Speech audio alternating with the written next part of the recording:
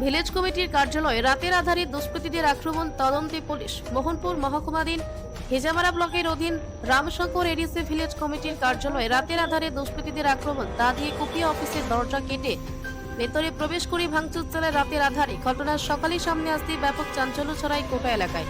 CCTV ক্যামেরায় ধরা পড়ে স্থানীয় উপেন্দ্র দেববর্মার ছেলে সাজরা দেববর্মা এই আক্রমণ চালায়।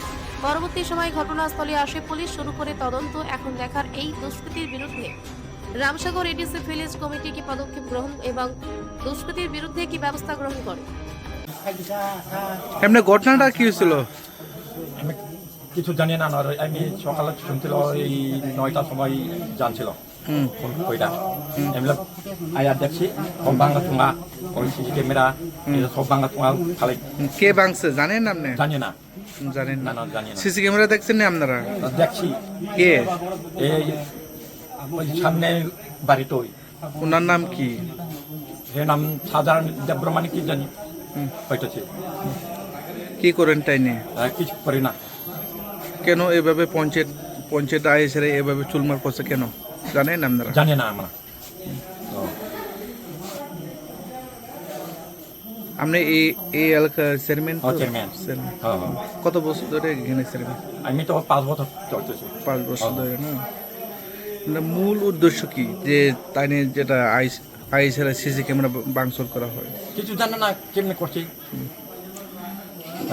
রাত্রে আয়া বাংলাইছি, আমার জানি না তো আমরা। থানাতে মামলা করা হয়েছে? করছি। পঞ্চায়েতের নাম? Ramshankar BC block Hejamara block. এমনি ঘটনাটা কি হয়েছিল? পঞ্চায়েতে একটু জোরে বলেন স্যার। পঞ্চায়েত সিস্টেমটা বাগানো হচ্ছে, এরপরে তালা ব্যাঙ্গে করে দিচ্ছে। হ্যাঁ, এবার আমরা খবর পাইছি, আমরা এখানে খুশি। এমনি কি ক্ষতি হয়েছে? এই কত সিসি ক্যামেরা ভাঙছে, তারপরে তালা ভাঙছে, দরজা মজা একটু দাও দিয়ে ভাঙছে, গাছপত্র সব ফালাই দিচ্ছে। যে সিসি ক্যামেরার মধ্যে যেটা দেখা গেছে এক ব্যক্তি ভিতরে ঢুকে ছাড়া এভাবে ডাউ নিয়ে এভাবে চুরমা করতেছে, এই বিষয়টা নিয়ে কি বলবেন? আপনি দেখছেন নি? এই ছেলের নাম কি? বাড়ি কোথায় ওনার? ছেলের নাম তো চিনে না।